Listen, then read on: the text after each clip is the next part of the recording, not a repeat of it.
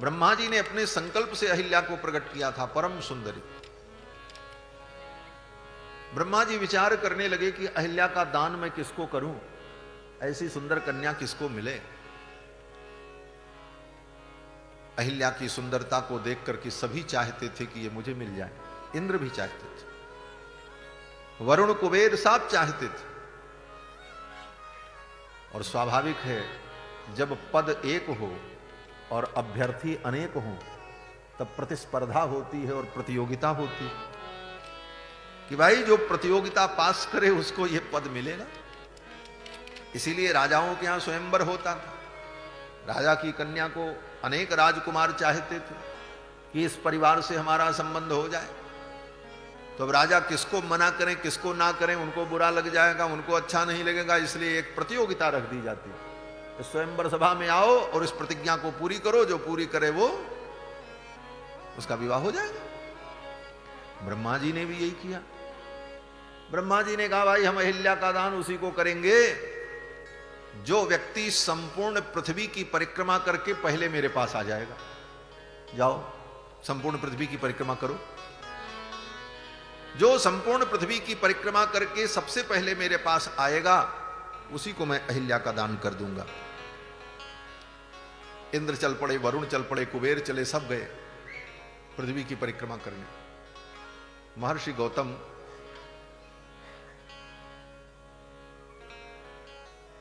परिक्रमा करना चाहते थे वो भी, लेकिन महर्षि गौतम ने सोचा कि अब इतनी बड़ी पृथ्वी की परिक्रमा करने में तो बड़ा विलंब होगा। तब तक महर्षि गौतम के आश्रम में जो गौ थी, गोमाता थी, वो गोमाता बच्चे को जन्म दे रही थी। जब गाय बच्चे को जन्म देती है और बछड़े का मुंह बाहर निकल आता है गर्भ से, पूरा बछड़ा बाहर ना आवे, आधा बाहर आधा भीतर, केवल बछड़े का मुख बाहर निकला हो, उस समय वो गाय जो होती है उसको द्विमुखी गाय कहते हैं। द्विमुखी गाय माने उसके दो मुंह, एक आगे एक पीछे। ऐसी द्विमुखी गाय जो होती है, उस गाय की अगर परिक्रमा कर ले तो संपूर्ण पृथ्वी के परिक्रमा का फल उसे प्राप्त हो जाए। और उसी समय जब वो बच्चे को जन्म दे रही हो, बछड़ा बाहर उसका मुख निकला हो बछड़े का, उस समय कोई व्यक्ति जिसकी वो गाय हो, वह व्यक्ति उस गाय की परिक्रमा कर ले और मानसिक संकल्प कर ले कि इस गाय को मैं अमुक ब्राह्मण को दान कर दूंगा, तो उस गाय के दान का संकल्प करने पर उसे संपूर्ण पृथ्वी के दान का फल प्राप्त हो जाता है। श्री गौतम जी महाराज बड़े विद्वान महापुरुष थे, परमर्षि थे। गौ बच्चे को जन्म दे रही थी तो जाकर के परिक्रमा कर लिया महाराज, और परिक्रमा करके आए और ब्रह्मा जी से कहा हमने संपूर्ण पृथ्वी की परिक्रमा कर ली। ब्रह्मा जी ने कहा कैसे? बोले द्विमुखी गोह परिक्रमात्, दो मुखों वाली गौ की परिक्रमा करके मैं आ गया हूं।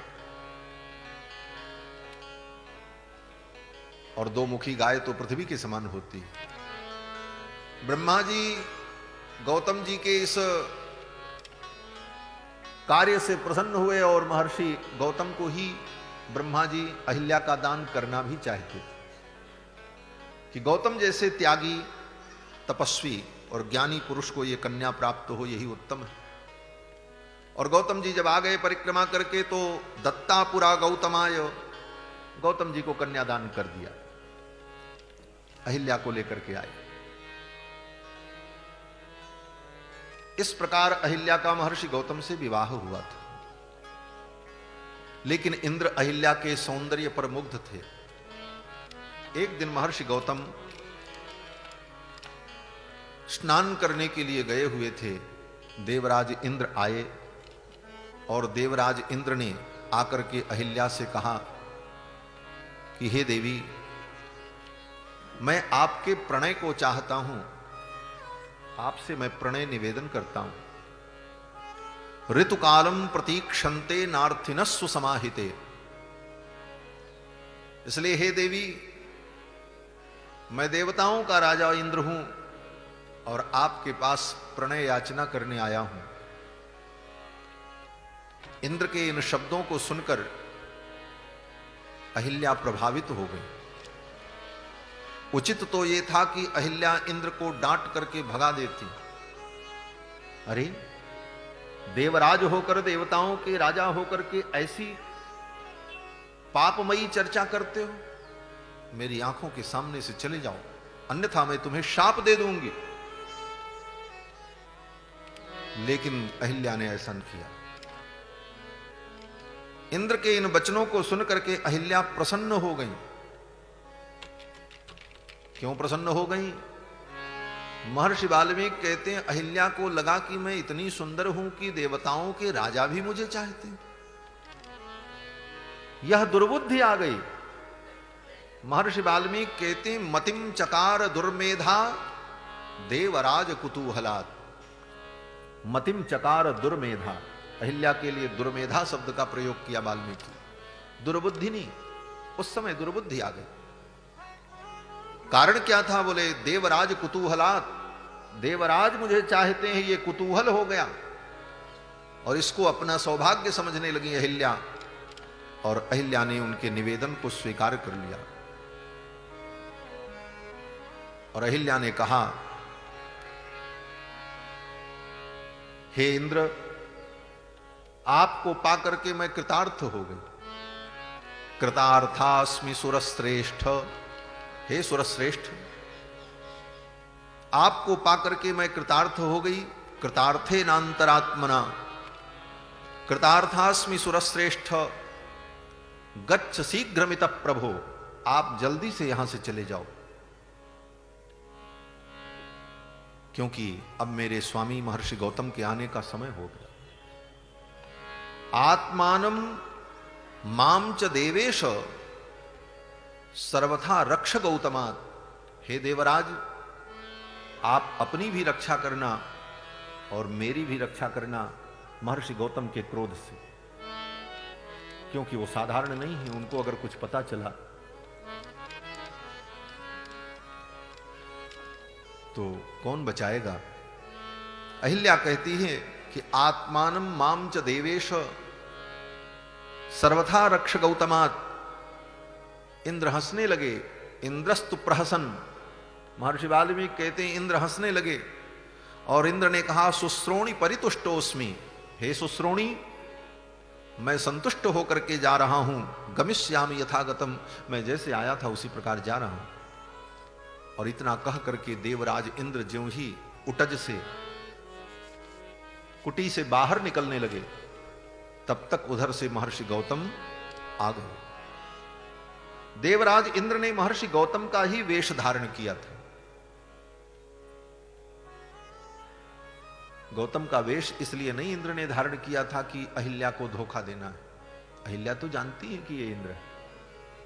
दुनिया को धोखा देने के लिए इंद्र ने गौतम महर्षि का वेश धारण किया कि अहिल्या के आश्रम में मैं प्रवेश करूं, उनकी कुटी में प्रवेश करूं, तो अगर कोई दूसरा देख भी ले तो वो यही समझे कि महर्षि गौतम आए होंगे। लेकिन अहिल्या तो जान रही है कि ये इंद्र है।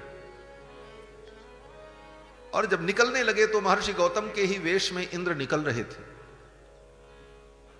तब तक महर्षि गौतम आ गए। अथ दृष्ट्वा सहस्राक्षम मुनिवेशधरम मुनि, सहस्राक्ष इंद्र को मुनि का वेश धारण किए हुए मुनि गौतम ने देखा। दुर्वृत्तम वृत्त संपन्नो, महर्षि वाल्मीकि कहते हैं ये इंद्र कौन है? बोले दुर्वृत्तम, जो दुर्वृत्त है, दुराचारी है। देवताओं के राजा हैं इंद्र, लेकिन अगर वो दुराचार करते हैं तो शास्त्र उनकी भी निंदा करता है। वाल्मीकि जी कहते हैं दुर्वृत्तम, ऐसे दुर्वृत्त इंद्र को किसने देखा? बोले वृत्त संपन्नम, जो चरित्र संपन्न है ऐसे महर्षि गौतम ने देखा। मुनिवेशधरम दुर्वृत्तम वृत्त संपन्नम रोषाद वचनम अब्रवीत, रोष में आकर के महर्षि गौतम ने कहा, मम रूप समास्थाय, मेरा रूप धारण करके, कृतवानसि दुर्मते, अय दुर्मति, अय दुर्बुद्धि, तूने जो पाप किया है अकर्तव्यमिदम, ये कर्तव्य नहीं था, ये तुम्हें नहीं करना चाहिए।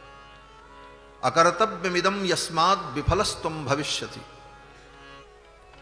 इस अकर्तव्य के कारण, इस असत कर्म के कारण जाओ तुम विफल हो जाओ, तुम्हारा कोष नष्ट हो जाए। उसी समय देवराज इंद्र का वृषण उनके अंग से टूटकर विगलित हो गया। ऐसा भयंकर शाप दिया देवराज इंद्र। तब तक अहिल्या थर थर कांप रही थी महर्षि गौतम को देखकर। अब क्या हो? महर्षि गौतम ने अहिल्या की ओर देखा और कहा कि तूने इतना बड़ा पाप किया, जा मैं तुझे शाप देता हूं। इह वर्ष सहस्राणि बहूनि निवसिष्यसि, यहीं पर इसी आश्रम में हजारों वर्ष तक तू रहेगी और अपने पापों का प्रायश्चित्त करेगी। किस प्रकार से? महर्षि गौतम कहते हैं कि बात भक्षा निराहारा तप्यंती भस्मशायिनी। बात भक्षा, वायु पी करके तू रहेगी। निराहारा,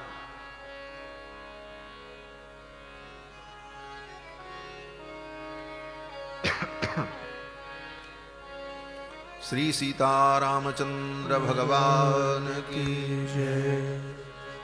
सीताराम सीताराम सीताराम, जय सीताराम सीताराम सीताराम सीताराम, जय सीताराम सीताराम सीताराम सीताराम, जय सीताराम सीताराम सीताराम सीताराम, जय सीताराम सीताराम सीताराम सीताराम, जय सीताराम सीताराम सीताराम सीताराम, जय सीताराम। श्री सीतारामचंद्र भगवान की जय। महर्षि गौतम ने अहिल्या को शाप दे दिया। बोले जा, हजारों वर्ष तक इसी आश्रम में रह करके तू अपने पापों का प्रायश्चित्त करे। किस प्रकार से? बोले बात भक्षा निराहारा तप्यंती भस्मशायिनी। तुझे भोजन नहीं मिलेगा, पानी नहीं मिलेगा। बात भक्षा, केवल हवा पी करके रहेगी। बात भक्षा निराहारा तप्यंती भस्मशायिनी, और यही मिट्टी में धूल में पड़ी रह करके हजारों वर्ष तक दुख का भोग करती हुई, दुख भोगती हुई तू अपने पापों का प्रायश्चित्त करेगी। और तू रो करके अपने दुख का निवेदन करना भी चाहेगी तो तेरे दुख की निवृत्ति करने वाला कोई नहीं होगा। क्यों? महर्षि वाल्मीकि कहते हैं, गौतम महर्षि कहते हैं, अदृश्या सर्वभूतानां, तू किसी को नहीं दिखाई पड़ेगी, तुझे कोई देखा ही नहीं पाएगा। अदृश्या सर्वभूतानां आश्रमेस्मिन् वसिष्यसि, तू किसी को नहीं दिखाई पड़ेगी। तू सबको देखेगी लेकिन तुझे कोई नहीं देख पाएगा। तू सबकी आवाज सुनेगी लेकिन तेरी आवाज सुनने वाला कोई नहीं। इस प्रकार इसी आश्रम में रह करके हजारों वर्ष तक तू अपने पाप का प्रायश्चित्त करेगी। अहिल्या चरणों में गिर पड़ी। अहिल्या ने कहा, महाराज मेरा उद्धार कैसे होगा? इस दुख की निवृत्ति कब होगी? चरणों में गिर करके क्षमा मांगने लगी अहिल्या। महर्षि गौतम ने अनुग्रह कर दिया। महर्षियों का हृदय, महात्माओं का हृदय अत्यंत कोमल होता है। अगर अपराध करने पर जीव अपने अपराध को स्वीकार कर ले तो महात्मा कृपालु होते हैं, क्षमा भी कर देते हैं।